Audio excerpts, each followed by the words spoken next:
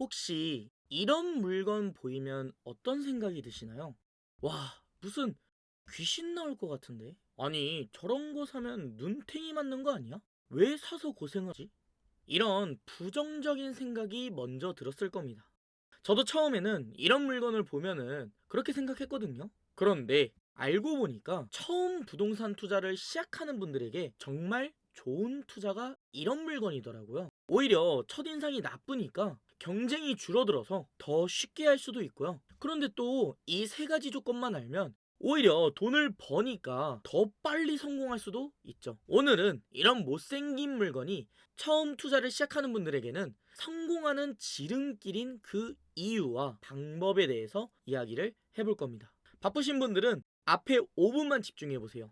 그럼 바로 시작하겠습니다.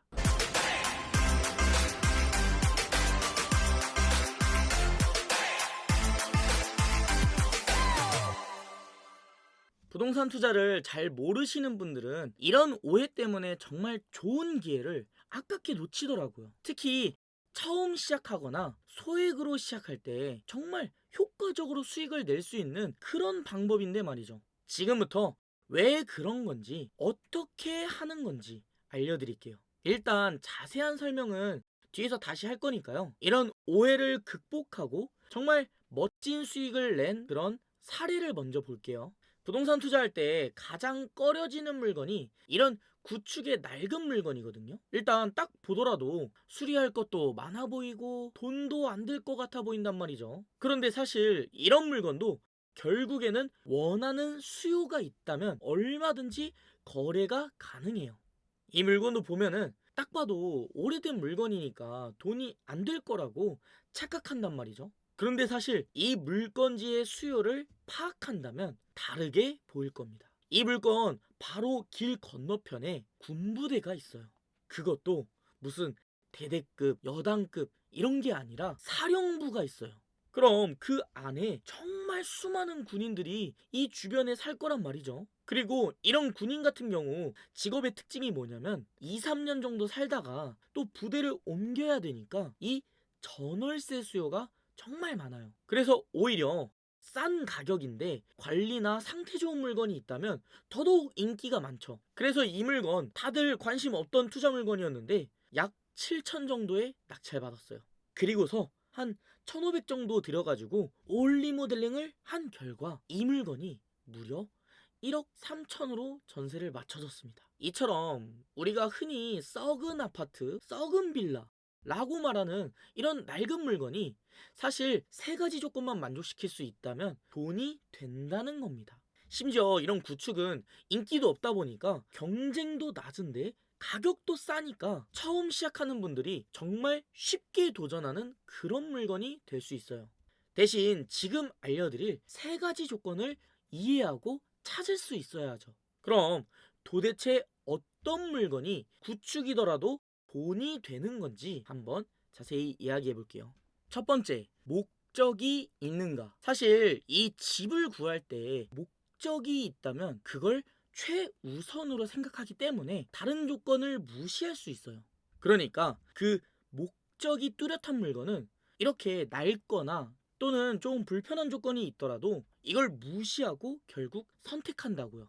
가장 흔한 예시로 대치동에 있는 뭐 음마 아파트나 잠실에 있는 주공 아파트처럼 그곳에 사는 어떤 뚜렷한 목적이 있으니까 굳이 옆에 다른 물건들도 충분히 좋은데 그곳에 사는 그 이유가 생긴다는 거죠. 그러니까 어떤 학군지가 발달한 그런 지역이거나 또는 일자리와 접근성이 좋은 그런 지역이거나 이런 식으로 어떤 목적과 연관이 깊은 지역은 그걸 중점으로 두고 물건을 선택한다고요.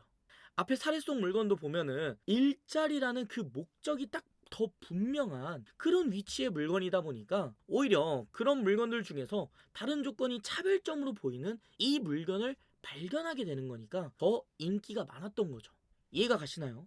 그러니까 애초에 그 지역에 있는 물건을 찾는 사람들 그들의 입장에서 봤을 때 일자리가 1순위로 고려되니까 그 주변에 있는 물건을 가장 먼저 고려했을 텐데 그 중에서도 상태가 좋고 가격이 싼 그런 물건이 있다면 당연히 그 물건을 선택한다는 거죠. 예를 들어서 학군지 목적의 지역에서 초등학교 바로 앞에 있는 물건과 초등학교에서 20분 정도 거리에 떨어진 물건 중 어떤 걸 선택할까요? 당연히 바로 앞에 있는 물건을 선택하려고 하겠죠. 그런데 그런 물건이 A와 B가 있다고 할 때 A는 리모델링이 안 된 정말 낡은 물건인 대신 1억에 나왔고 B는 올 리모델링을 한 정말 깔끔한 물건인 대신 1억 3천에 나왔다면 여러분은 어떤 물건을 고를 것 같아요? 당연히 대부분의 사람들이 이 B를 고를 겁니다. 왜냐하면 여러 가지 이유가 있겠지만 가장 대표적인 이유는 이미 수리된 상태라는 겁니다. 인테리어, 리모델링 이런 거 해본 적 있으세요? 집 한번 싹 깔끔하게 수리하려면 얼마가 들까요? 그리고 얼마나 걸릴까요? 가격은 한 2, 3천 정도 들 거고 최소 2달 정도는 그 집을 비우고 수리를 기다려야 합니다. 심지어 중간에 뭐 문제라도 발견되거나 하고 나서 불량이 발견되면 더 길어져요. 그걸 이미 해둔 물건은 당연히 인기가 더 많다는 거죠. 두 번째, 수요가 있는가. 사실 모든 부동산 투자에서 마찬가지인 조건인데 이걸 모르면 정말 큰일 납니다. 결국 실제로 이런 물건이 거래가 되고 있는지 이걸 봐야 해요. 그러니까 우리가 찾은 그 물건, 그것과 비슷한 조건으로 주변 한 1km 정도의 반경에서 모든 물건들을 봤을 때 이걸 모든 물건들을 둘러봐야 합니다.